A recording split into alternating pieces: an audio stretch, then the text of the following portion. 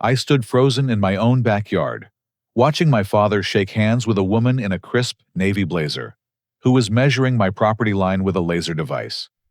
The late afternoon sun cast long shadows across the grass I had spent 3 years perfecting, and I could hear the distant laughter of children playing in the neighborhood.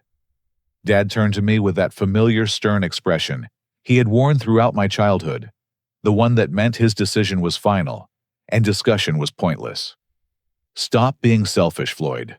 Your sister's twins need a bigger yard," he announced, gesturing toward the realtor who was now photographing my garden shed. "We're listing it next week. You'll stay in the garage apartment." My brother-in-law Derek stepped out from behind the oak tree, grinning like he had just won the lottery. "Finally, a real house for real family?" He laughed, his voice dripping with satisfaction. I felt my throat tighten, but I managed to force a smile. "Got it," I said quietly. That night, while folding my clothes into cardboard boxes, my phone buzzed with a text from an unknown number. "Don't leave. Check the basement. Grandfather." I stared at the message for a long time, my hands trembling slightly as I held the phone. My grandfather had passed away when I was 12 years old, nearly 15 years ago now. This house had been his before it became mine, a fact my family seemed to conveniently forget whenever it suited their purposes. The basement had always been his workshop, filled with old tools and the lingering scent of wood polish that somehow never faded. Descending the creaky wooden steps, I switched on the overhead bulb that cast harsh shadows across the concrete walls. Everything looked exactly as it had for years: dusty shelves lined with paint cans, a workbench covered in forgotten projects, and cardboard boxes labeled in my grandmother's careful handwriting. I almost turned around, convinced this was some cruel joke, when something caught my eye.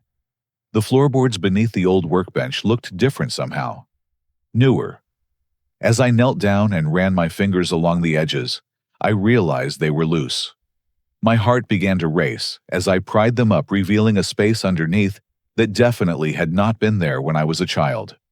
Inside was a metal lockbox, the kind people use for important documents. It was heavier than I expected, and as I carried it upstairs to my kitchen table, my mind raced with possibilities. The lock was simple, and I found myself thinking about the old key I had kept on my keychain since grandfather's funeral. It had never fit anything in the house, but I had held on to it anyway. The key slid in perfectly. Inside the box, my life changed forever. There were documents I had never seen before: property deeds, with my name listed as the sole beneficiary, bank statements, showing accounts I never knew existed, and a handwritten letter in my grandfather's distinctive script. My hands shook as I read his words, dated just 3 days before his death. "Floyd, if you're reading this, it means your father has tried to take what I intended for you. This house is yours, left to you specifically in a will he never bothered to file. But that's not all, son. Check these bank statements carefully. I owned 4 rental properties, and I've been collecting rent from them for 30 years. That money should have been yours when I died." The bank statements showed deposits of over $2,000 every month for the past 15 years. My throat went dry as I calculated the numbers. That was over $360,000, not counting interest or property appreciation. Money that should have been mine. But the most shocking discovery was yet to come. At the bottom of the box were copies of correspondence between my father and a lawyer named Harrison Walsh. The letters discussed strategies for avoiding probate complications and ensuring the son remains unaware of the full estate value. One phrase kept repeating in different variations: "The boy doesn't need to know about the rental income." The final item in the box was a small piece of paper with coordinates written in my grandfather's handwriting, along with the words "Safety Deposit Box, First National Bank," and a small brass key taped beneath. I sat in my kitchen until dawn, reading and rereading every document, my coffee growing cold as the reality sank in. My father had not only hidden my inheritance, but had been actively stealing from me for 15 years. The house they wanted to sell was legally mine. The money they had been using to fund their comfortable lifestyle was money that belonged to me. As the sun rose through my kitchen window, illuminating the papers spread across the table, I realized that everything I thought I knew about my family was a carefully constructed lie. The garage apartment they expected me to live in was on property I actually owned. The bigger yard they claimed my sister's twins needed was already mine to give or keep. My phone buzzed again. Another text from the unknown number. The bank opens at 9. Box number 473. Don't let them know you're coming. I arrived at First National Bank exactly when it opened the small brass key, feeling warm from being clutched in my palm during the entire drive across town. The morning air was crisp, and downtown was just beginning to stir with the usual weekday bustle. My stomach churned with a mixture of anticipation and dread as I approached the customer service counter. The bank employee, a middle-aged woman named Patricia, according to her nameplate, examined the key and my grandfather's old identification papers with professional efficiency. She led me through a series of security doors to the vault area, where rows of safety deposit boxes lined the walls like tiny metal coffins holding buried secrets. Box number 473 was larger than I had expected, and it took both hands to carry it to the private viewing room. My fingers fumbled with the lock, and when the lid finally opened, I understood why my grandfather had gone to such elaborate lengths to hide this information. The box contained the original will bearing official seals and notary stamps that made it impossible to dismiss as a forgery. My name appeared multiple times throughout the document, not just for the house, but for 4 separate rental properties scattered across our city. There were photographs of each building: a duplex on Elm Street, a small apartment complex on Washington Avenue, a single-family home on Cherry Lane, and a commercial building downtown that I recognized from childhood visits with my grandfather. But photographs were just the beginning. Thick manila folders contained 15 years' worth of lease agreements, maintenance records, and detailed financial statements. Every month, without fail, rent checks had been deposited into an account under my father's name. The amounts varied, but the total was staggering: over $400,000 in rental income alone, not including the current value of the properties themselves. What made my hands shake, however, was a folder labeled Legal Correspondence. Inside were letters between my father and attorney Harrison Walsh, dating back to just weeks after my grandfather's funeral. The correspondence revealed a calculated plan to hide the real will and file a simpler version that left everything to my father as the eldest son. One letter from Walsh warned that the grandson might eventually discover the deception and recommended maintaining minimal contact to avoid suspicion. My father had responded with a handwritten note that I will never forget: Floyd is weak and trusting. He won't ask questions as long as we throw him occasional scraps. The rental income will fund Amanda's family nicely, and by the time he grows a backbone, it will be too late. But my grandfather had been cleverer than any of them realized. At the bottom of the box was an old cassette recorder with a note attached: "Play this when you're ready to hear the truth." The tape contained recordings of phone conversations between my father and Derek discussing their plans to eventually take the house as well. Derek's voice was particularly clear as he laughed about the loser brother who'll never amount to anything anyway. In one conversation recorded just 6 months ago, my father discussed selling the house to pay for Derek's failed restaurant venture. "Floyd won't fight us," he said confidently. "He's never stood up for himself in his life. We'll give him the garage apartment and tell him it's temporary until he gets back on his feet. By then, Derek and Amanda will be settled with the twins, and it'll be too late for Floyd to complain." The final item in the box was a letter from my grandfather, longer and more detailed than the one I had found in the basement. His handwriting was shakier here, written clearly during his final illness, but his words were sharp and direct. "Floyd, I knew your father's character long before I died. I've watched him manipulate situations his entire life, always taking credit for others' work and finding ways to benefit himself at family expense. I originally planned to leave everything to him, but his behavior toward you during your teenage years showed me his true nature. When you chose to stay home and help care for your grandmother, instead of going away to college, while he and Amanda pursued their own interests, I realized you were the one who deserved this inheritance. The letter continued, I've spent 2 years setting up this backup plan because I suspected he would find a way to cheat you. Every document in this box has been verified by my attorney Eleanor Morrison, who has been my business partner for 40 years. She has copies of everything and instructions to contact you when the time is right. Your father thinks he's clever, but he's forgotten that I built this wealth through careful planning, not impulsive greed. As I read those words, my phone buzzed with a text from the same unknown number, Eleanor Morrison and Associates Law Firm. She's been waiting to hear from you. I sat in that small room for 2 hours, photographing every document with my phone and reading every piece of correspondence twice. The evidence was overwhelming and irrefutable.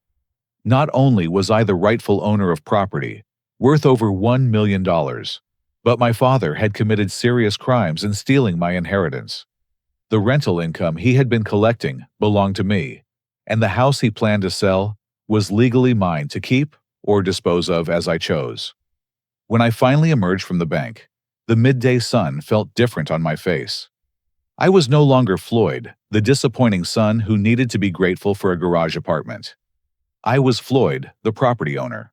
Floyd, the victim of a massive fraud.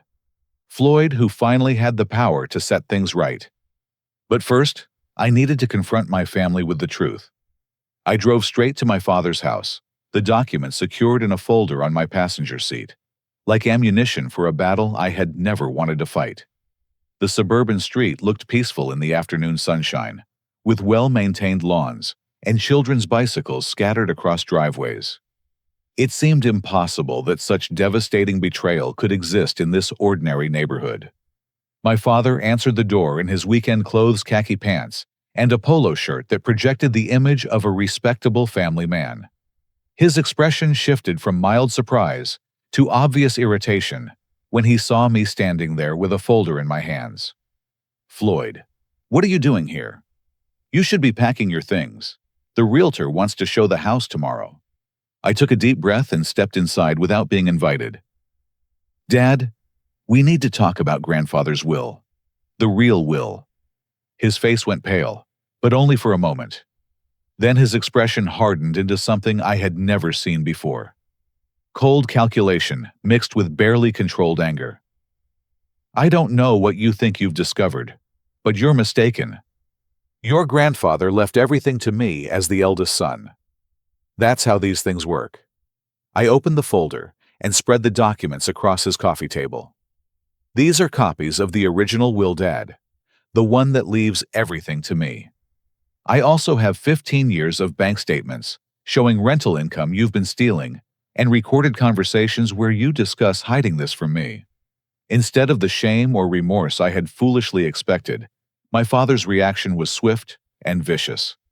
He swept the papers onto the floor with a violent gesture and stepped closer to me, his voice dropping to a threatening whisper. You ungrateful little fool. Do you have any idea how much money I've spent raising you, feeding you, keeping a roof over your head? That inheritance money paid for your food and clothes for 15 years. You should be thanking me, not accusing me of theft. Dad, it's my money. Grandfather left it to me specifically. Your grandfather was senile when he died. Early dementia. Any lawyer will tell you that will isn't valid. His voice grew louder, more aggressive. And if you try to pursue this, I'll have you evaluated for mental health issues. You're clearly having some kind of breakdown, making up elaborate fantasies about secret inheritances and conspiracy theories. Before I could respond, I heard car doors slamming outside. Through the window, I saw Amanda and Derek approaching with the twins in tow. My father must have called them while I was spreading out the documents. Amanda rushed in, first her face streaked with tears. Floyd, Dad told us you're having problems.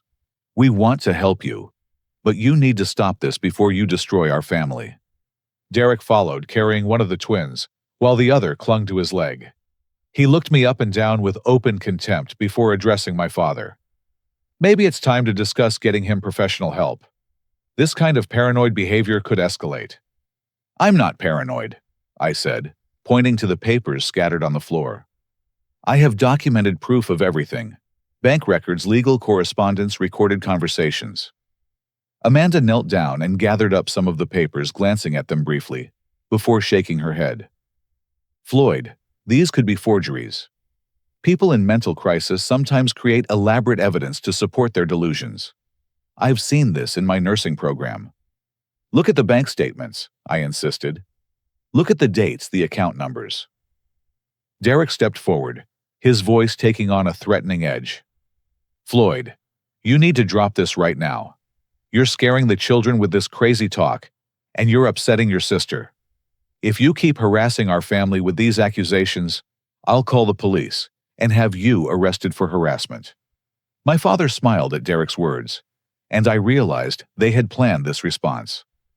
Son, I've already spoken with our family attorney about this situation. He says that even if your grandfather did write some kind of document, the statute of limitations protects me from any legal action. 15 years is too long to challenge inheritance decisions. That's not true when it involves fraud and concealment, I said, but my voice sounded weak, even to my own ears. Additionally, my father continued, we have serious concerns about your grandfather's mental state when he died. The family has discussed this, and we remember clear signs of confusion and dementia in his final months. Any will written during that time would be easily contested in court. Amanda stood up and approached me with what I supposed was meant to be a comforting gesture, but her touch felt cold. Floyd, we love you, but you need help. This obsession with money and inheritance isn't healthy. You're our family, and we'll support you through getting treatment, but you have to stop these accusations. I looked around the room at their faces, my father's smug confidence, Derek's open hostility, Amanda's feigned concern. The twins stared at me with wide, confused eyes, and I realized how this must look to them. Uncle Floyd making their parents upset, creating drama during their visit. The realtor is showing the house tomorrow, my father said with finality. Your belongings need to be moved to the garage apartment by then. If you continue with this behavior, we'll have to consider other living arrangements for you. Derek nodded approvingly. There are facilities that specialize in helping people with these kinds of delusions. Maybe a few weeks of professional evaluation would help Floyd gain some perspective. I gathered up the scattered papers with shaking hands. The evidence felt flimsy, now meaningless in the face of their united front. You're all lying, I said quietly. You know this is true, and you're gaslighting me because you don't want to give up the money you've been stealing. That's exactly the kind of paranoid thinking we're worried about, Amanda said sadly. Floyd, please let us help you get the treatment you need. I walked toward the door, clutching the documents to my chest. As I reached for the handle, my father called out one final threat. Floyd, if you pursue this matter any further, I'll have no choice but to petition the court to have you declared mentally incompetent. I have witnesses now who can testify to your erratic behavior and paranoid delusions. Think carefully about whether you want to risk losing what little independence you have left. I drove home in a daze, my hands gripping the steering wheel so tightly my knuckles went white. When I pulled into my driveway, I discovered that the locks on my house had been changed. There was a note taped to the front door in my father's handwriting. Your belongings are on the curb. The garage apartment key is under the flower pot. We hope you'll reconsider getting the help you need. My entire life sat in garbage bags on the sidewalk. Clothes books, kitchen items, everything I owned reduced to trash, waiting for pickup. Neighbors walked by, some staring curiously at the scene, others averting their eyes in embarrassment. I felt humiliated, beyond words. The garage apartment was a cramped space above the detached garage, with a single window, a tiny kitchenette, and barely enough room for a bed and dresser. As I carried my garbage bags up the narrow stairs, I realized my family had outmaneuvered me completely. They controlled the narrative, they had legal representation, and they had positioned me as the unstable family member whose claims couldn't be trusted. That night, lying on an air mattress in the garage apartment, I stared at the ceiling and wondered if they were right. Maybe I was losing my mind.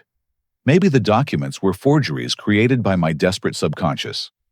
Maybe my grandfather had never intended for me to inherit anything, and I was just a pathetic man clinging to fantasies of wealth and importance. My phone sat silent on the floor beside me, and for the first time since this began, I didn't receive any mysterious text messages. I was completely alone. 3 days passed in the garage apartment, 3 of the longest days of my life. I had called in sick to my job at the hardware store, unable to face the questions about why I looked like I had been sleeping in my car. The isolation was crushing, and I found myself questioning not just the inheritance documents, but my own sanity. Maybe my family was right. Maybe I was having some kind of breakdown. On Thursday morning, as I sat on the narrow bed eating cereal from a paper bowl, my phone buzzed with a text from that unknown number I hadn't heard from since the bank visit. Coffee shop on Maple Street. Today, 2 o'clock. Bring everything. You're not alone in this. I stared at the message for a long time, torn between hope and suspicion. What if this was another setup? What if my father had somehow orchestrated these texts to further demonstrate my mental instability? But the alternative was spending another day in this cramped space, doubting everything I thought I knew about my life. The coffee shop was a small local place called Roasted Beans, tucked between a used bookstore and a dry cleaner in an older part of town. The afternoon crowd was sparse, a few college students with laptops, and an elderly man reading a newspaper in the corner. I chose a table near the back, setting the folder of documents beside me while I waited. At exactly 2 o'clock, a woman approached my table. She appeared to be in her early 70s, with silver hair pulled back in a neat bun, and sharp blue eyes behind wire-rimmed glasses. She wore a navy blue blazer, and carried herself with the confident posture of someone accustomed to being taken seriously. "Floyd Morrison," she asked, extending her hand. "I'm Eleanor Morrison. I was your grandfather's business partner and closest friend for over 40 years. The name hit me like a physical blow. This was the attorney mentioned in my grandfather's letter, the woman who supposedly had copies of all the documents. As she sat down across from me, I studied her face for any sign of deception or manipulation. "You're the one who's been sending me text messages." "I am. I have your grandfather's old cell phone, and I've been monitoring your family's situation for years, waiting for the right moment to intervene." She signaled the waitress for coffee, then turned back to me, with an expression that was both kind and determined. "Your grandfather asked me to watch over you, but he also made me promise to let you discover the truth on your own first. He believed you needed to see their true character before I stepped in. How do I know you're really who you say you are?" Eleanor opened a leather briefcase and withdrew a thick folder. "Your grandfather and I started our real estate investment partnership in 1985. We bought our first rental property together on Elm Street, a duplex that needed significant renovation. He did most of the physical work while I handled the legal and financial aspects. Over the years, we acquired 3 more properties." She spread photographs across the table, and I recognized them immediately as the same buildings I had seen in the safety deposit box. But these photos were older, showing the properties in various stages of renovation and improvement. Thomas trusted very few people in his life. Eleanor continued, "But he trusted me with his business dealings and his concerns about your father's character. He began making arrangements for this backup plan 2 years before his death, when he realized Robert would try to cheat you out of your inheritance.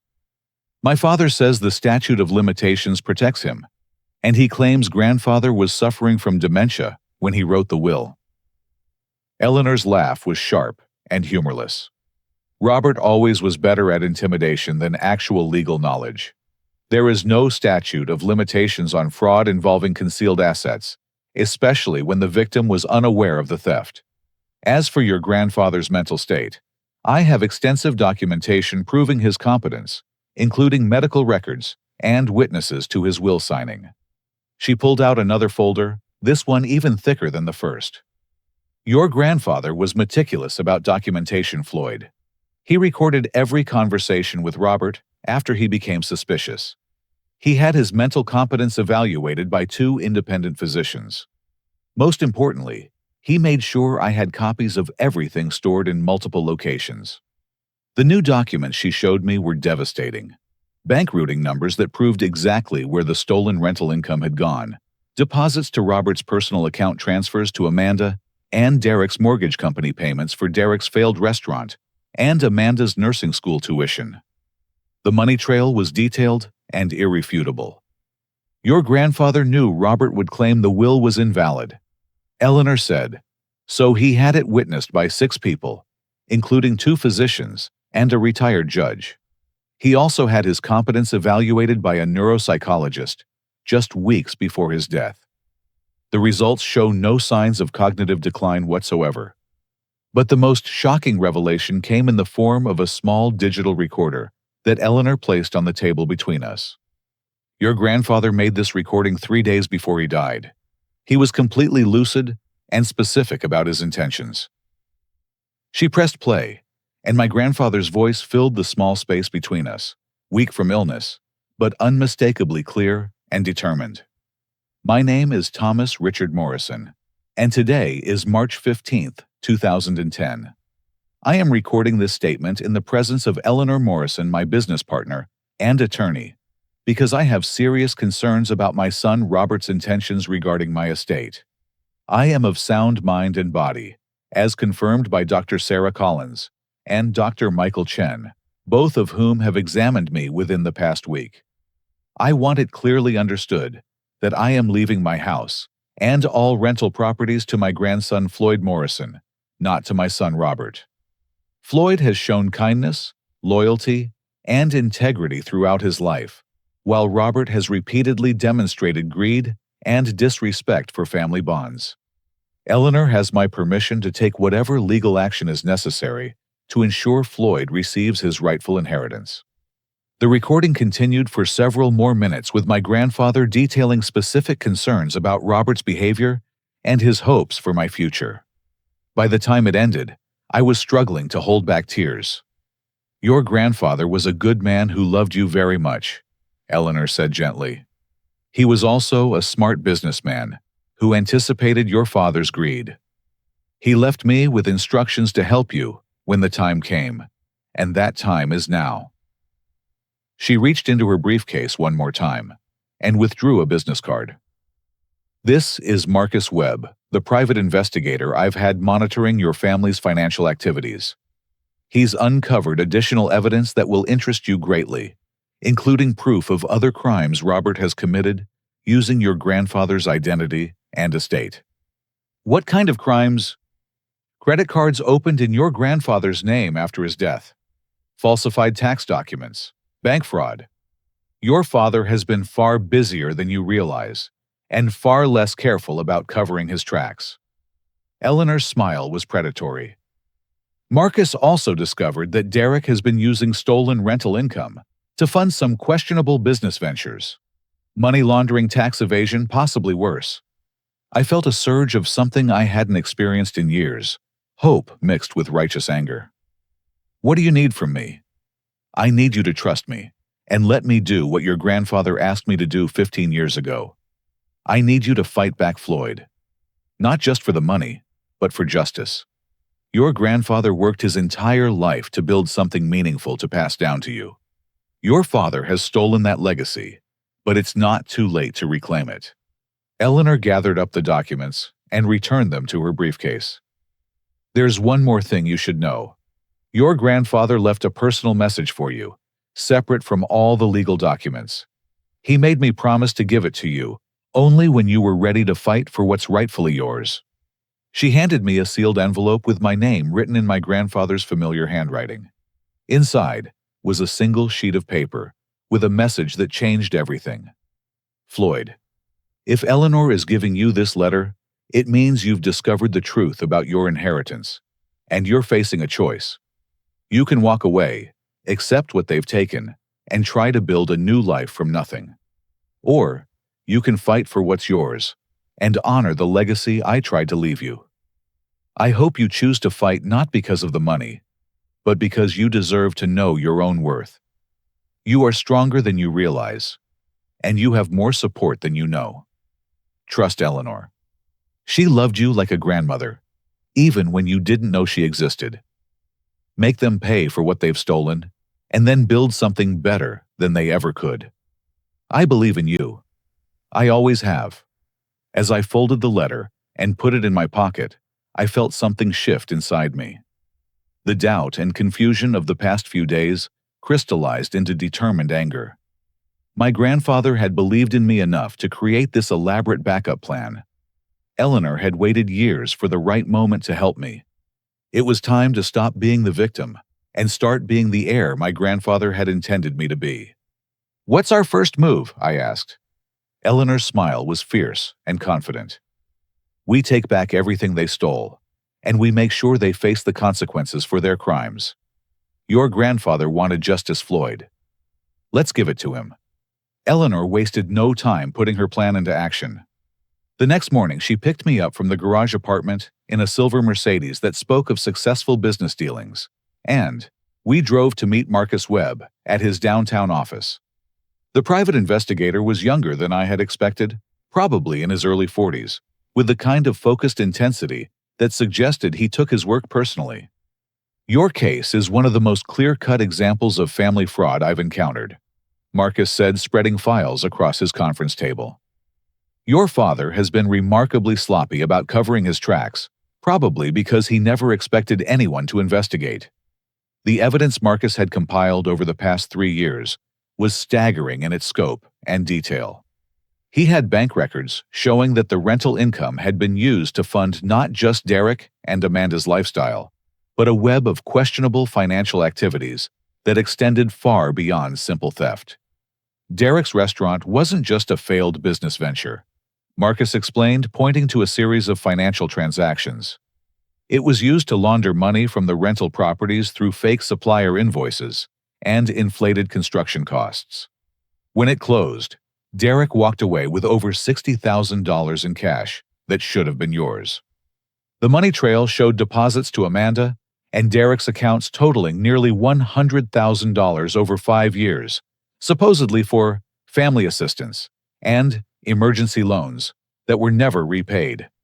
But more disturbing were the credit cards and loans taken out in my grandfather's name after his death. Your father has been using your grandfather's identity to secure credit for 7 years after his death," Marcus continued. "He's opened 4 credit cards, 2 personal loans, and even a home equity line of credit using forged documents. The total debt he's accumulated in your grandfather's name is over $40,000. Eleanor leaned forward, her expression grim.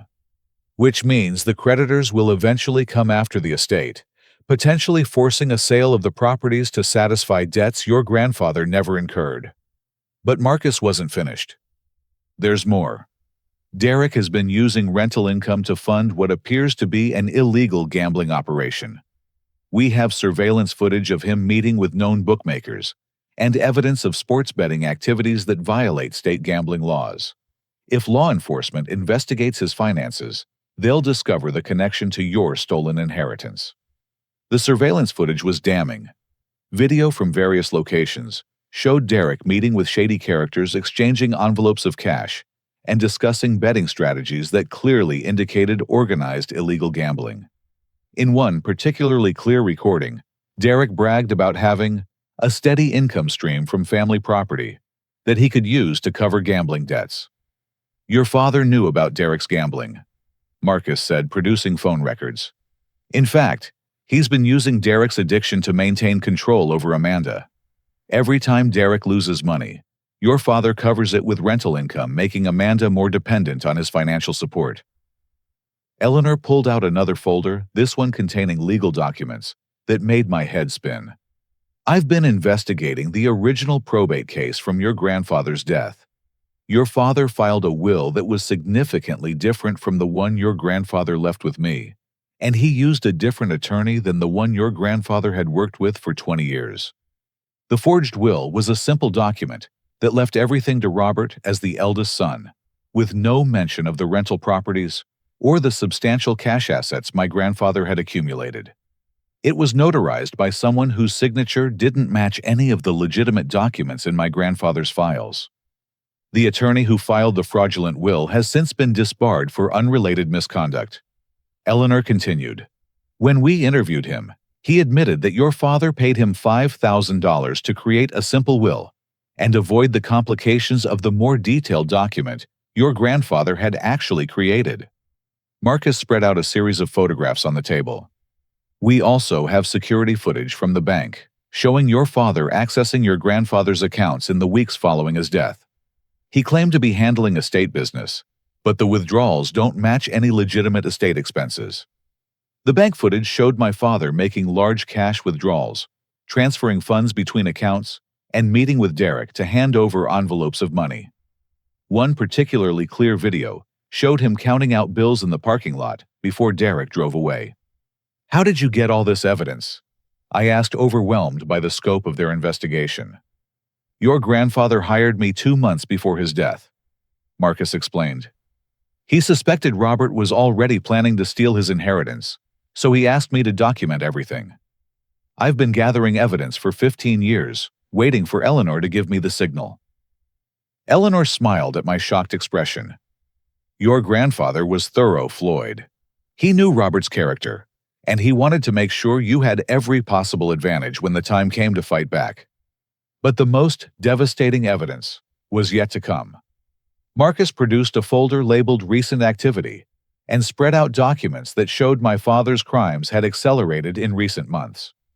Your father has been liquidating assets in preparation for selling your house, Marcus said. He's moved over $50,000 out of the rental income accounts and into offshore holdings. He's also been pressuring tenants to sign new leases at below-market rates in exchange for cash payments that don't appear on any official records. The tenant interviews were heartbreaking. Elderly renters who had lived in my grandfather's properties for years had been told that the new owner needed immediate cash payments for property improvements that never materialized. Several had been threatened with eviction if they didn't comply with demands for under-the-table payments. Your father has been exploiting vulnerable tenants to hide money from any potential legal action, Eleanor said. He's created a cash slush fund that he's planning to use if you ever challenge the inheritance. Marcus leaned back in his chair, his expression serious. We have enough evidence to file criminal charges for fraud, identity theft, elder abuse, and money laundering. But Eleanor wanted to give you a chance to decide how to proceed. I looked around the conference room at the mountains of evidence, feeling a mixture of rage and vindication that threatened to overwhelm me. My family hadn't just stolen my inheritance.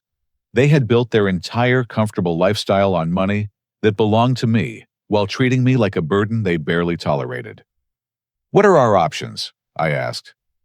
Eleanor's smile was sharp and determined. We can file civil suits to recover your property and stolen income, which will take time, but almost certainly succeed. Or we can present this evidence to the district attorney and let the criminal justice system handle your father's crimes. What would you recommend? Marcus and Eleanor exchanged a look that suggested they had already discussed this question extensively. Your grandfather left one final instruction, Eleanor said. If Robert's crimes went beyond simple greed and started hurting other people like the elderly tenants, then we should pursue full justice through the courts. Thomas believed that mercy should be earned, not automatically granted. I thought about my nights in the garage apartment, my father's threats about mental health evaluation, Derek's smugness about deserving a real house for real family. I thought about the elderly tenants being pressured for cash payments they couldn't afford, and the years of stolen income that had funded Amanda and Derek's comfortable life while I lived paycheck to paycheck. Let's file both, I said. Civil suits to get my property back, and criminal charges to make sure they face consequences for what they've done to me and the tenants. Eleanor's nod was approving. I was hoping you'd say that. Your grandfather would be proud of you, Floyd. You're not just fighting for money now. You're fighting for justice. Marcus gathered up the files. I'll deliver copies of everything to the district attorney this afternoon. With this much evidence, I expect they'll want to move quickly. As we left the private investigator's office, I felt a sense of purpose I had never experienced before. For the first time in my life, I wasn't just reacting to what others had decided for me. I was taking action to reclaim what was rightfully mine and to protect people who couldn't protect themselves. The garage apartment didn't feel quite so cramped that night. It felt like a temporary headquarters for the war I was about to wage. The district attorney's office moved faster than anyone had expected. Within 48 hours of Marcus delivering the evidence, Detective Sarah Rodriguez was sitting across from me in Eleanor's law office, reviewing the documents with the focused attention of someone who had seen too much financial fraud in her career. This is one of the most comprehensive fraud cases I've encountered, Detective Rodriguez said, closing the final folder. We have documented theft, identity fraud, money laundering, and elder abuse spanning 15 years. The evidence is overwhelming. Eleanor leaned forward in her chair. What kind of timeline are we looking at for arrests? We'll execute warrants tomorrow morning. Your father will be charged with multiple felonies, including theft of estate assets, identity fraud, and exploitation of elderly tenants. Derek will face charges for money laundering and participating in illegal gambling operations funded by stolen money. I felt a surge of satisfaction mixed with nervousness. What about Amanda? Detective Rodriguez consulted her notes. We're offering Amanda immunity in exchange for her cooperation. Her nursing school records show she made several reports to your father, expressing concern about the source of money being used for her education. If she's willing to testify against Robert and Derek, we'll consider her a victim rather than a co-conspirator. The next morning, I watched from Eleanor's office window as police cars surrounded my father's house. Through binoculars, I could see my father being led away in handcuffs, while neighbors gathered on their porches to watch the spectacle. Derek was arrested at his construction job, his co-workers filming the event with their phones. Amanda called me that afternoon, her voice broken with tears and panic. Floyd, I need to talk to you. The police offered me a deal, but I need you to know the truth about what happened. We met at a small restaurant across town, far from any family connections or memories.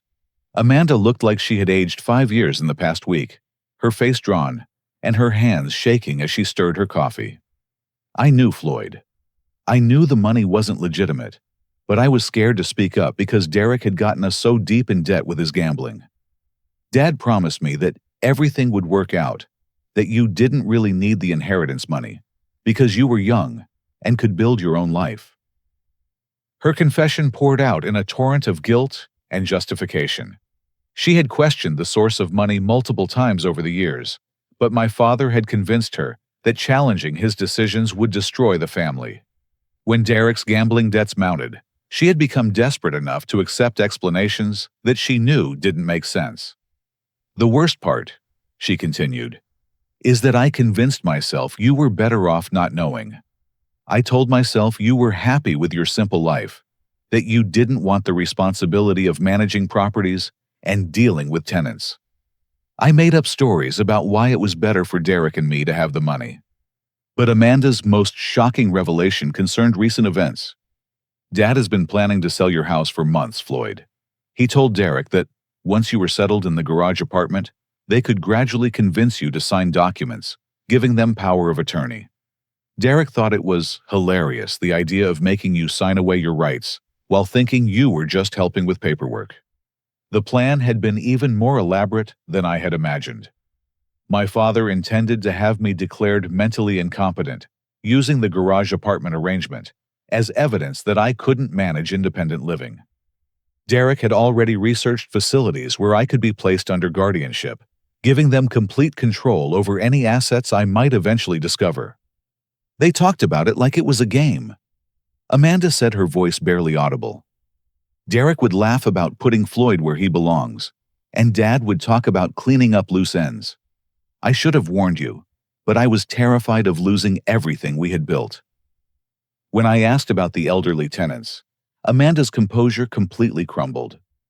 Dad told us those old people were just complaining because they wanted attention. He said they could afford the extra payments because they were living on fixed incomes anyway.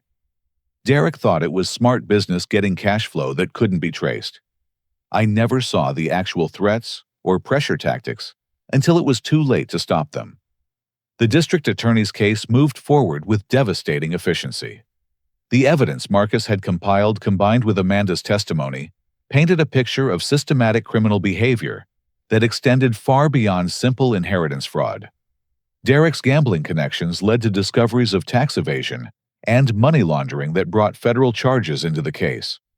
Within 2 weeks, my father was facing 5 felony charges with potential prison sentences totaling over 20 years. Derek faced similar charges, plus additional counts related to his illegal gambling operations. Both men's assets were frozen pending trial, including the house Derek and Amanda had bought with stolen rental income. Eleanor filed civil suits simultaneously, demanding immediate return of all stolen property and income with interest and punitive damages. The court appointed a special master to inventory my grandfather's estate and calculate the total amount of theft over 15 years. The preliminary calculations were staggering. Beyond the rental income my father had appreciated, the property values through improvements funded with stolen money, then claimed credit for the increased worth. The 4 rental properties were now valued at over $1.2 million, and the accumulated income with interest totaled nearly $600,000. But the most satisfying moment came when the court granted my petition to reclaim immediate possession of my grandfather's house. On a sunny Thursday morning, Eleanor and I stood in my front yard as a locksmith changed all the locks back to my control. Your father's attorney tried to argue that you should have to wait until after the trial, Eleanor said, watching the locksmith work. But Judge Martinez agreed that since you have clear title and the evidence of theft is overwhelming, you have the right to occupy your own property immediately. That afternoon, Derek's construction company fired him when the criminal charges became public, and Amanda filed for divorce within 24 hours. She called me that evening from her mother's house, where she and the twins were staying temporarily. "I know you probably hate me," she said, "but I need you to understand that I never meant for things to go this far. I thought we were just borrowing money that would eventually be yours anyway." Her attempt at reconciliation felt hollow after years of complicity, but there was something in her voice that suggested genuine remorse, rather than just fear of consequences. "The twins keep asking why Daddy isn't coming home," she continued. "I don't know how to explain that their father is a criminal and that everything we built together was based on stealing from their uncle." I found myself feeling unexpected sympathy for Amanda, despite her role in the theft. Unlike my father and Derek, who had shown no remorse even after being arrested, she seemed genuinely shocked by the scope of the criminal behavior she had enabled. "What will you do now?" I asked. "I don't know. The house is being seized as part of the asset recovery, and Derek's legal bills will take whatever savings we have left. I'll probably have to move back home with Mom and start over completely." As I hung up the phone, standing in the living room of my grandfather's house for the first time in weeks, I realized that justice was more complicated than simple revenge. My father and Derek would face prison time for their crimes, but Amanda and the twins would suffer consequences they didn't fully deserve. The money Derek had stolen couldn't undo the years of manipulation and lies, and recovering my inheritance wouldn't restore the family relationships that had been poisoned by greed. But for the first time since this ordeal began, I felt like I was exactly where I belonged in my grandfather's house, surrounded by his memories and his legacy, with the power to decide how justice would be tempered with mercy. The tables had turned completely, and now it was my turn to choose what kind of man I wanted to be. 6 months later, I stood in the same courtroom where my grandfather's fraudulent will had been filed 15 years earlier, watching Judge Martinez deliver final sentences in the criminal case. My father received 5 years in federal prison for elder fraud, identity theft, and conspiracy to commit money laundering. Derek got 3 years, plus 5 years of supervised probation for his role in the money laundering scheme and illegal gambling operations. The civil case had been settled out of court, with both men signing agreements to surrender all claims to my grandfather's estate and to pay full restitution plus punitive damages.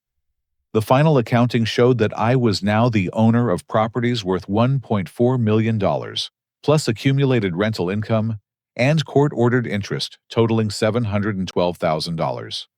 Eleanor sat beside me in the courtroom, her expression satisfied, but not triumphant. Your grandfather would be proud of how you've handled this, Floyd. You fought for justice without letting revenge consume you. It was true. During the months of legal proceedings, I had discovered that reclaiming my inheritance was only part of what my grandfather had intended. The real lesson was learning to balance justice with wisdom and strength with compassion. The first thing I had done with my recovered wealth was hire a property management company to properly maintain the rental units and ensure all tenants were treated fairly. Several elderly renters had been so traumatized by my father's pressure tactics that they were considering moving.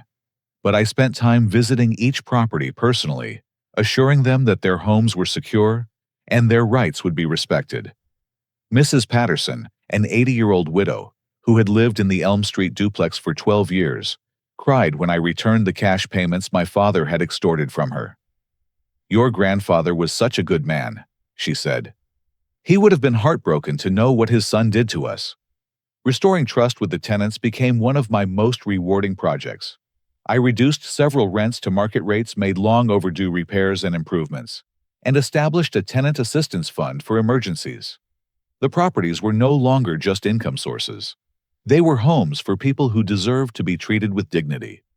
Eleanor became my mentor in property management and real estate investment, teaching me the business skills my grandfather had hoped I would develop. We met weekly at her office, reviewing financial statements, discussing expansion opportunities, and planning for long-term growth of the estate. Your grandfather believed that wealth should be used responsibly, she said during one of our meetings. He didn't just want to leave you money. He wanted to leave you the knowledge and character to manage it wisely. Under Eleanor's guidance, I established the Thomas Morrison Foundation, a non-profit organization dedicated to helping families fight elder fraud and inheritance theft. The foundation provided legal assistance to victims, educated families about protecting elderly relatives from financial abuse, and lobbied for stronger laws against inheritance fraud. The foundation's first major success came when we helped an elderly veteran recover property stolen by his nephew using investigative techniques Marcus had developed during my case. Seeing other families reunited with stolen inheritances gave me a sense of purpose that went far beyond personal vindication. But the most challenging aspect of my new life involved deciding how to handle Amanda and the twins. Amanda had been true to her word about cooperation with prosecutors, providing testimony that was crucial in securing convictions against my father and Derek. Her divorce was finalized quickly, and she was awarded full custody of the twins, along with a modest child support payment that would end when Derek was released from prison.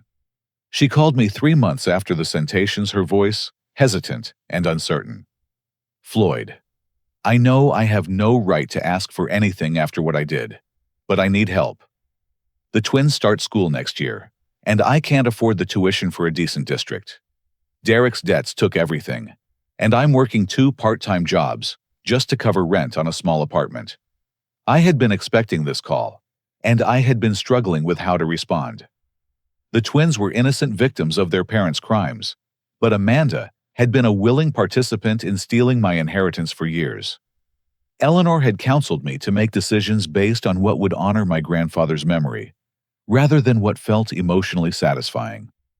I'll help with the twins' education, I told her, but with conditions.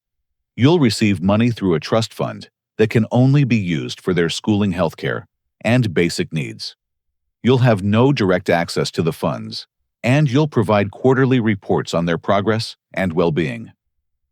Amanda's relief was audible through the phone. Thank you, Floyd. I know you don't owe us anything, and I know I can't undo what I did. but the twins shouldn't suffer for their parents' mistakes. Setting up the education trust became another opportunity to honor my grandfather's values. Thomas Morrison had believed in second chances for people who showed genuine remorse and commitment to change. Amanda would have to prove over time that she deserved continued support, but her children would have the educational opportunities they needed, regardless of their parents' poor choices. The twins themselves brought unexpected joy to my life. When Amanda brought them to visit the house where their great-grandfather had lived, they ran through the backyard with the same enthusiasm I remembered from my own childhood. 7-year-old Sophie asked if she could plant flowers in the garden, while 5-year-old Nathan wanted to know if the big oak tree was good for climbing. "Uncle Floyd," Sophie said as we planted marigolds together, "Mommy says you're taking care of us now because Daddy made bad choices. Does that mean you're like our new daddy?" The question broke my heart and filled it at the same time. "I'm your uncle who cares about you very much," I told her. "Your daddy made mistakes, but that doesn't change how much he loves you. I'm just here to make sure you and Nathan have everything you need to grow up happy and strong." Eleanor, who had become like a grandmother to me, was delighted by the twins' presence in my life. She often joined us for Sunday dinners at the house, sharing stories about my grandfather and helping me create new family traditions that weren't poisoned by the past. "Your grandfather always said that the best revenge is a life well lived," she told me one evening as we watched the twins play in the backyard. He would love seeing his legacy continued through children's laughter in this house. The house itself had been completely renovated with improvements funded by the recovered rental income. I expanded the kitchen, updated all the bathrooms, and converted the basement into a family recreation room. But I was careful to preserve the character and memories that made it special, including my grandfather's workshop and the hidden compartment where I had first discovered the truth. During the renovation, I found more letters from my grandfather, hidden throughout the house, apparently placed there during his final months, as additional messages of encouragement and guidance. Each one contained specific advice about life relationships and responsible wealth management, as if he had anticipated the challenges I would face. One letter discovered behind a loose board in the attic particularly moved me. "Floyd, if you're reading this, it means you've reclaimed not just your inheritance, but your self-respect and your place in the world. I hope you've learned that true wealth isn't just about money in the bank, but about the positive impact you can have on other people's lives. Use what I've left you to build something meaningful, not just for yourself, but for future generations who will benefit from your choices. And remember that forgiveness doesn't mean forgetting, but it does mean choosing to build rather than destroy." That letter inspired my decision to expand the foundation and eventually open a community center in my grandfather's name. The Thomas Morrison Community Center provided educational programs for children, job training for adults, and social services for elderly residents who needed assistance navigating complex financial and legal systems. A year after the trials ended, I hosted a barbecue in the backyard to celebrate the community center's opening. Eleanor was there, of course, along with Marcus Webb and Detective Rodriguez, who had become friends during the investigation. Several tenants from my properties attended, as did families who had been helped by the foundation. Amanda came with the twins who were thriving in their new school and had grown comfortable with their weekly visits to the house. She had been attending counseling to deal with her guilt and complicity in the fraud, and she was working toward a degree in social work, hoping to eventually help other families affected by financial abuse. "I can't undo what I did," she told me as we watched the twins play with other children on the new playground equipment I had installed. "But I want to spend the rest of my life making sure other families don't go through what we put you through." Her commitment to making amends seemed genuine, and while our relationship would never return to the easy sibling bond of childhood, we were building something new based on honesty and mutual respect. As the sun set over the celebration, I found myself standing in the exact spot where this ordeal had begun nearly 2 years earlier. The same backyard where my father had stood with a realtor, announcing that my sister's twins needed more space, and I should be grateful for a garage apartment. Now the yard was filled with laughter and conversation, with children playing games and adults sharing stories about community projects and mutual support. The garage apartment had been converted into Eleanor's office, where she continued to manage the foundation's legal work and mentored young attorneys interested in elder law. My phone buzzed with a text message, and for a moment, my heart jumped with the old anxiety from the days of mysterious communications. But this message was from Sophie, who had convinced Amanda to let her send me a picture of the flowers we had planted together, now blooming beautifully in the garden. "Uncle Floyd, look how big our flowers got. Nathan wants to plant vegetables next. Can we make a garden like Great-Grandpa had?" I smiled and typed back, "Of course. We'll start planning this weekend." Eleanor appeared beside me, holding 2 glasses of lemonade and observing the gathering with satisfaction. "Your grandfather would be amazed by what you've built here," she said. "When he created that backup plan, he hoped you would reclaim your inheritance and live comfortably. I don't think he imagined you would turn it into something that touches so many lives." "I learned from watching you," I replied. "You could have just handed me the documents and walked away, but you stayed to make sure I understood the responsibility that comes with justice. Grandfather chose his allies well."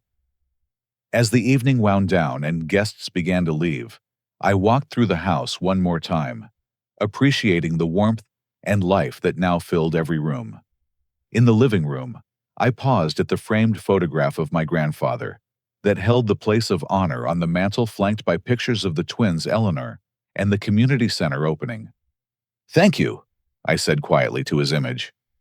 "Not just for the inheritance, but for teaching me that real wealth comes from using your resources to lift others up, not tear them down." The house settled into peaceful quiet as I prepared for bed, but it wasn't the loneliness I had known in the garage apartment. It was the contentment that comes from knowing you're exactly where you belong, doing exactly what you're meant to do. My father would be released from prison in 4 years, and Derek would return to society even sooner. I had no idea what kind of relationship, if any, we might have in the future. But I had learned that justice doesn't require forgiveness, and forgiveness doesn't require forgetting. What mattered was that I had chosen to build rather than destroy, to create rather than consume, and to honor my grandfather's legacy by becoming the man he had believed I could be. Standing in my backyard one final time before going inside, I looked up at the stars and felt the deep satisfaction that comes from a life lived with purpose and integrity. The twins would visit this weekend to plant their vegetable garden. Eleanor would arrive Monday morning to discuss the foundation's expansion plans, and I would continue the work my grandfather had started, building wealth, not just for personal comfort, but for community benefit. For 32 years, I had been Floyd, the disappointing son. Floyd, the expendable brother Floyd, who should be grateful for whatever scraps his family decided to throw him. Now, I was Floyd Morrison, property owner and community leader, advocate for the vulnerable and guardian of my grandfather's vision. The transformation was complete, the justice was served, and the future stretched ahead like a garden waiting to be planted. I hope this story resonates with you as much as it meant for me to share it. Have you ever experienced a situation where family dynamics made you question your own worth or place in the world? Sometimes the people closest to us can make us feel invisible, but remember that your value isn't determined by how others treat you. I'd love to hear your thoughts in the comments below, and if this story touched your heart, please hit that like button and subscribe for more real-life stories about overcoming family betrayal and finding your inner strength.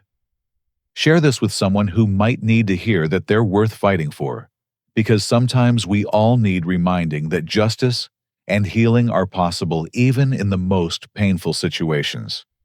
Thank you for listening, and remember that no matter how dark things might seem, there's always hope for a better tomorrow when you have the courage to stand up for what's right.